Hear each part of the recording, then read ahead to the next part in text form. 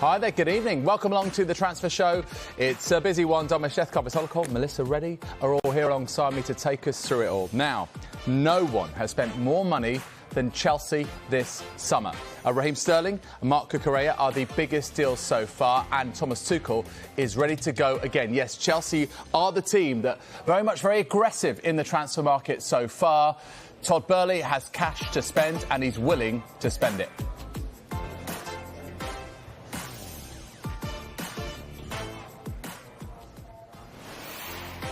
OK, so let's get into it with Kaveh, Dharmesh and Melissa. I mean, we could be looking at another £150 million potentially for Chelsea to spend before September 1st? Yes, Chelsea are ready to sign both Frenkie de Jong and Pierre-Emerick Aubameyang from Barcelona if Barcelona allow both players to leave. Now, of course, Manchester United have already agreed a £72 million fee with Barcelona for Frenkie de Jong. Chelsea are willing to match that £72 million offer, and significantly, they can offer Frenkie de Jong Champions League football, which Manchester United can't. As far as Pierre-Emerick Aubameyang is concerned, he moved to Barcelona on a free transfer from Arsenal in January. He's happy at Barcelona, but he has a very good relationship with the Chelsea manager, Thomas Tuchel. Tuchel won't talk about Aubameyang in public too much, but everybody knows Aubameyang scored 79 goals for him in 2 seasons at Borussia Dortmund, and Tuchel would like to bring him to Chelsea. And finally, Wesley Fofana. I think we're getting to the stage where Chelsea are willing to pay close to £80 million for him to sign him from Leicester, even though Leicester at the moment are saying he's not for sale. OK, let's talk Aubameyang, Melissa. I mean, it's a name that will stand out not just to Chelsea fans, but of course Arsenal fans. Is it much of a danger because of what Kaveh alluded to it, the way that he left the Premier League in January? I don't think so, because a lot of people that know Aubameyang would say they have nothing negative to say about how he conducts himself, just that he can be a little bit tardy. It's not that he's disruptive on purpose or he looks to bend the rules. It's just part of his character is a bit flamboyant. And he was actually quite popular in the dressing room. Now, I understand that Mikel Arteta was trying to create a culture of excellence, and he couldn't have somebody, especially the captain and such a senior player at the club, consistently flouting the rules. And so he had to make a stand there, and the direction he wanted to move in was, to go with a younger squad. So that makes sense. Now, Thomas Tuchel actually at the time when Arteta was publicly saying, there's been disciplinary issues with Aubameyang, Thomas Tuchel was asked about it, and he said, I've got nothing but happy memories of the player. We enjoyed our time together. I will speak to him about it because I'm actually upset that he's going through this, and his character and his talent deserves better than, to be pulled into disciplinary stuff. I know Jurgen Klopp as well has been asked about Aubameyang in the past and disciplinary issues, and he said as well, lovely player, eccentric, warm-hearted, great guy. Like I said, I can understand the culture Arteta was trying to create. It wasn't conducive to having a player consistently step out of mark. But I think it would make sense for Chelsea and Thomas Tuchel. Yeah, so maybe Aubameyang plus Arteta then didn't, but Aubameyang plus Tuchel might well do. So Chelsea potentially making some seismic moves in the rest of the transfer window that remains. Manchester United not really fishing in the same waters, it would be safe to say, I think. Where are we, Dharmesh, in terms of them sealing a deal for Adrien Rabiot? Yeah, it's not been easy, but talks are continuing between Manchester United and Adrien Rabiot's mother over personal terms. There's a broad agreement in principle, we're told, for £15 million between Manchester United and Juventus for the French international. Now, Erik ten Hag is very keen on this signing, and we're told that there's been full alignment between Erik ten Hag and the recruitment department over the signing of Rabiot. There are other players that Manchester United are looking at as well. The PSV Eindhoven forward Cody Gakpo is another player that United are keen on. This one might have to accelerate later on in the month, though, simply because PSV Eindhoven have made it through to the final qualifying round of the Champions League. They've got a 2-legged tie against Rangers later on this month. So That will finish with a week left of the transfer window.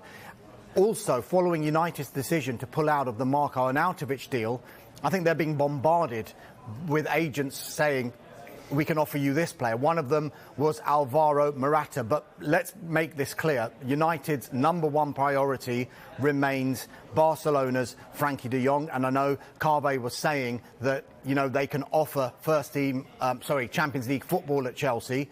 Manchester United will be hoping that the relationship Erik ten Hag has with Frenkie de Jong might sway things in Manchester United's favour. They still believe that there is a deal to be done, having agreed a £72 million deal with Barcelona and having a broad agreement with Frenkie de Jong's agent. Now, if the de Jong deal becomes impossible, either he stays at Barcelona or he goes to Chelsea, I think United would then use the funds that they'd set aside for de Jong to spend on these other alternative targets that they're just keeping bubbling in the background. OK.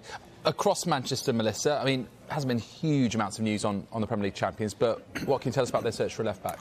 Well, news from my colleague Lyle Thomas earlier today is that they are closing in on the signing of Anderlecht's Sergio Gomez. Now, their talks are at an advanced stage, and they're expected to formalise an offer, finalise that deal. He's seen as a development player now, but depending on how the window shakes up, it wouldn't be a surprise if he was entered into the first-team fray. Now, City are also assessing their other left-back options, senior left-back options, after missing out on Cucurella. And one of the players historically they've looked at is Rafael Guerreiro from Borussia Dortmund, and we expect that to be, again, one of the players they think this could be a potential for us. The side who Manchester City opened their campaign against was West Ham. They've been looking to do bits in the market. I mean, talking about missing out on players. Obviously, they missed out on Amadou Onana, who ended up going to Everton. What are they doing now, Dharmesh? They want to bring in a central defender, simple as that. And they want to try and bring someone in before the Super Sunday game against Nottingham Forest at the City ground. Look, Issa Diop is on his way to Fulham. Naya Faged, their new signing, is injured. Craig Dawson is currently injured. But they've made an improved offer now for the PSG defender, Thilo Kehrer. That's how you pronounce it, isn't absolutely spot on. Thank you. Someone was telling me that I was getting it wrong. That was me. Before the show. Yeah. That's right. Yeah. And they had their first bid rejected, so it's an improved offer for Kehrer. They're also keeping an eye on Chelsea's Conor Gallagher, the midfielder, who was on loan Also at Crystal Palace last season, and got England recognition as well. I think the feeling is, at the moment, is that he'll remain at Stamford Bridge. I think the priority remains trying to bring a central defender in. One other line and a potential departure. It looks like it's happening. Nikola Vlasic, he's been having a medical ahead of his move to Torino. It's a loan move that comes with an option worth £15 million. OK, so West Ham after defenders. Arsenal about to let one go, potentially? Yeah, it looks that way. Serie A club Monza in advanced talks with Arsenal over the signing of their defender Pablo Mari. A loan has been agreed in principle. What's being discussed now is the obligation side of that deal after the season-long loan. And we think the obligation will come into play if Monza maintain their Serie A status at the end of next season. Look, he hasn't really figured for Mikel Arteta in the last season. He spent the second half of last season on loan at Udinese, and he's entered the final 2 years of his contract. So Arsenal probably think this is the right time to cash in on Pablo Mari. OK, we're rattling through the sort of big six clubs across North London. What's happening at Tottenham, Dharmesh? Yeah, so Tottenham Hotspur, we're talking about the focus being on outgoings. And Brian Keele, who was on loan at Valencia for the second half of last season, we think that Valencia are in talks with Tottenham over trying to get him back on loan for the forthcoming season. We think Tottenham as well would be open to listening to offers. Another player that they signed last summer, I think this is one that Kaveh brought us last summer, is Papa Matar Sarr. He came from Metz. They signed him for around £14.5 million, but as part of the deal, he went back on loan to Metz for the season. He's now back at Tottenham, but Tottenham have yet to decide whether they're going to allow him to go on loan or whether he's going to be part of the first-team squad. I think they will decide towards the end of this transfer window, simply because Yves Bissouma contracted COVID, so he missed part of the tour of South Korea, so he's just making his way back. Oliver Skipp as well, he's had an injury. And so when he recovers, if they're both recovered and up to full speed before the end of the transfer window, I think Antonio Conte then will probably decide that Matar Sarr could potentially go out on loan again. OK, we start off talking about the club spending the most money, which is Chelsea, but what about the club who are the most active, certainly in terms of numbers of players coming in? Nottingham Forest, not done yet, are they? Yeah, a dozen players so far in this transfer window, and they are not done at all. They're interested in the Watford striker, Emmanuel Dennis. Now, he did really, really well in the Premier League last season, 10 Premier League goals, I think, in his first season in a relegated team. He is in the first team at Watford in the Championship just now, but I think Watford would listen to offers, and they're listening to offers around £20 million, whereas I think Nottingham Forest, their preference would probably be a loan with an option, potentially an obligation as well. Like I said, Dennis joined from Club Bruges last summer for just £3.5 million. So it would be good business if Watford could get near that £20 million. I think Forest are now discussing internally whether they're going to make that interest formal or not. Dennis has still got 4 years left on his contract at Vicarage Road. Cool. All right, guys, for the moment, thank you very much indeed. Just one line from the WSL to bring you as well. Manchester United completing the signing of the France international Issatu Tunkara. The defender signed on a 2-year deal. Next, we'll bring you news from all 20 Premier League clubs, and also Melissa's got an update from Manchester United and their search for another fullback. Stay with us. This is the Transfer Show. Discrimination. Let's kick it out.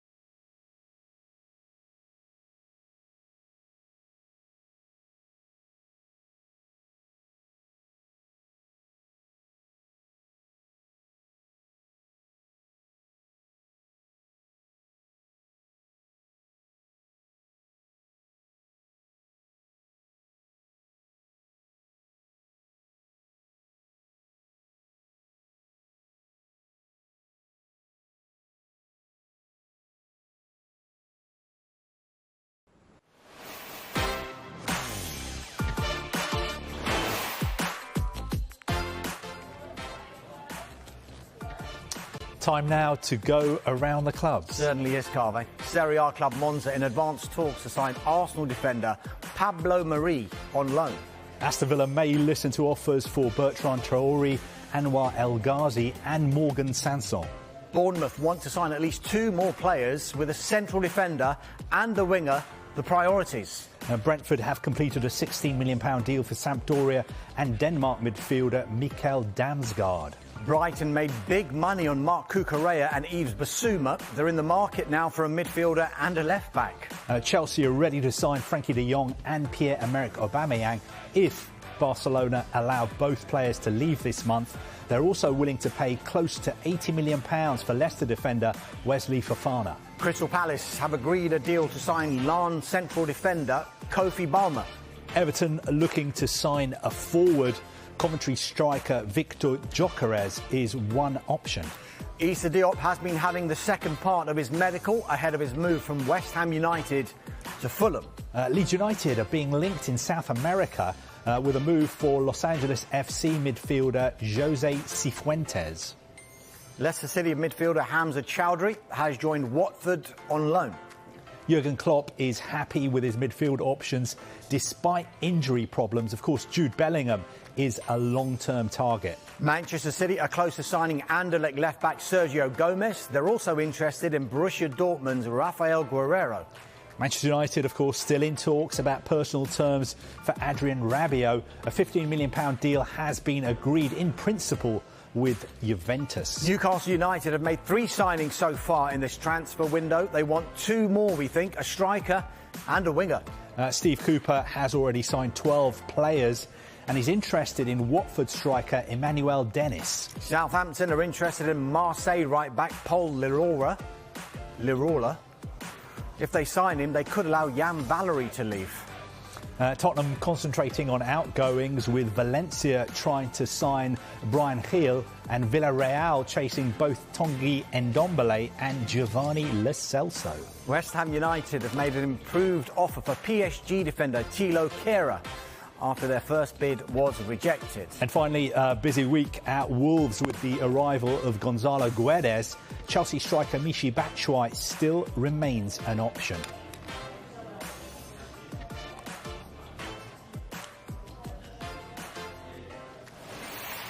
Do enjoy a long pause, I really do. There are fresh reports linking Bernado Silva with a move to Barcelona this summer, despite the Catalan club's well-documented financial difficulties.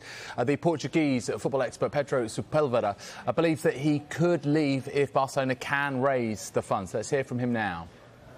Manchester City wants Bernado Silva to stay, and Bernardo Silva wants to leave to Barcelona. He really wants to play in Barcelona. The thing is, Barcelona is a thing nowadays that we can't understand, because we all know about their financial problems, and this transfer window, there are so many players that are associated to Barcelona, and we are always talking about deals above like 50 million euros. How does Barcelona from nothing has that kind of amount of? OK, let's get more on Manchester United target Cody Gakpo now. We heard about this from Dharmesh a bit earlier on. The Dutch football expert Marcel van der Kraan told us that PSV Eindhoven winger is got every possibility of being as good as Thierry Henry and Robin van Persie. Gakpo valued at £35 million, and he's well known to Erik ten Hag. Everybody in Eindhoven will be very sad to lose him, and he is the kind of guy who has collects speed with a good left foot and good skills. And I've often referred to Thierry Henry and Robin van Persie, not maybe at the same value or quality yet, but they came into the Premier League as a left winger, converted into striker by Arsene Wenger, and really did well. And this boy is also being slowly converted into a striker because he's had some great individual coaching from former United legend Ruud van Nistelrooy. OK, Melissa, let's talk about Manchester United and just a little bit more information you've got coming out of there in terms of right-backs. Yeah, so we know they're definitely looking to strengthen that position. There has been issues there. And the concern is agents are throwing a lot of names at the clubs, obviously knowing that United haven't gotten their priority targets over the line. So I'm very conscious when I hear a name, does this really tally? But one that does make sense, and United have historically been linked with, that other top clubs have assessed and analysed in Europe as well, is Max Aarons. So we do not know how strong that is going to develop, but I know definitely a player United have looked at in the past and have him in their sphere of options for that right-back position this summer. And another player who, I mean, we were talking before about players who performed well in relegated sides. Max Aarons, we know what he did with Norwich not so long ago. Just want to pick up on Manchester City, and we heard there from Pedro Sepulveda. Can you believe that they're willing to let Bernardo Silva go? I don't think it's a matter of willing to. I think Pep Guardiola's been quite consistent in, if a player wants to leave, he won't stand in their way. If they're going to be happier elsewhere, get greater minutes elsewhere. But for me, assessing that City team, Silva is so crucial to them. With possession, without possession, he is tenacious, he's very intelligent, he's efficient. I think he makes them tick. So it will be a loss, but Guardiola would not stand in his way. How Barcelona are managing to get these deals over the line is still beyond me. Yeah, but we know that the president loves talking about palancas levers. You know, whatever explanation it is, it's fiendishly confusing, but at least he understands it, it would appear. Creative accounting. Yeah, maybe that's what it is. OK, we spent a lot of time talking about the big clubs, but let's talk about Brentford, who, as we know, they love a Dane. Let's talk Mikkel Damsgaard. What do you know about that? One of the most delightful players to have watched during the Euros. Quite a coup for them, and Brentford are really good at looking where other clubs might be a little bit scared to. They obviously are powered by analytics and very smart in their scouting. He had injury issues last season, but I'm told that's not a problem for them. The club have done their due diligence. Ultimately, they're looking for somebody in the mould of Christian Eriksen, and Damsgaard has said that he models his game on Eriksen. He's learnt a lot from him. He's been an inspiration. Now, he is so comfortable playing across midfield, across the forward line. Very, very good dribbler. Eye for a pass. Also probably goes unnoticed. Very solid defensive contribution. Good at receiving the ball between the lines. Just complete midfielder, pretty much. Yeah, I think for what Brentford are looking for, i.e. somebody to be their creative hub again, he ticks all the boxes. And you wouldn't be surprised that he does outstandingly well for them, and then the big boys come knocking. Yeah, for sure. Well, we've seen this before with Christian Eriksen, although, of course, we knew about him before from his time at Spurs. We've got a couple of minutes left, guys, so for anyone who hadn't been with us right from the start of the show, Kaveh, could you just sort of recap for us the situation as regards Chelsea and their potential further spending in this window? Yeah, just a quick one on Chelsea, actually. They've just announced that Malang Sarr, the centre-back, has moved to Monaco on loan. And Monaco have an option to sign him permanently next summer. He's somebody, I think, if I remember correctly, they signed 2 years ago after his contract ran out at Nice. So Malang Sarr moving to Monaco on loan. Basically, the situation at Chelsea is they've spent a lot of money, bought on paper what look to be very, very good players. Koulibaly, Raheem Sterling, Cucurella as well. They're ready to spend big again and again and again, I think. I think they are ready to sign Frenkie de Jong and Pierre-Emerick Aubameyang from Barcelona, if Barcelona let both players go. And I think we're getting to the stage where they're willing to pay up to £80 million to get Wesley Fofana from Leicester City. Leicester say he's not for sale. OK, and on the de Jong side of things, I mean, should United fans be worried about what Chelsea are aiming to do here? Yes, because Chelsea can offer something to Frenkie de Jong that he wants and that Manchester United can't offer, and that is Champions League football. On the flip side, Manchester United can offer the relationship that Frenkie de Jong has with Erik ten Hag, and I'm sure Manchester United will be hoping that will come to bear. But there still could be a situation where Chelsea and Manchester United will both be disappointed and he ends up staying at Barcelona. It all depends, and I'm not going to go through it again because I think everyone is bored about the deferred wages issue that Frenkie de Jong has at Barcelona, but until that gets sorted, there's still an issue between de Jong and Barcelona, and that's why Manchester United, for one, and now Chelsea, are hanging around. All right. We'll leave it there, guys. Thank you very much indeed, Kaveh, Dharmesh and Melissa. And don't forget, these three are back at 7 o'clock with another edition of the Transfer Show if you missed any of the last half an hour. Now, coming up next, we're going to be hearing from Rory McIlroy as he reacts to the news that live golfers will not be allowed to play in this year's PGA Tour FedEx Cup playoffs. It starts off with the Jude Invitational after a court ruling in America. This is one of our top stories, and we'll recap the rest for you in a couple of minutes.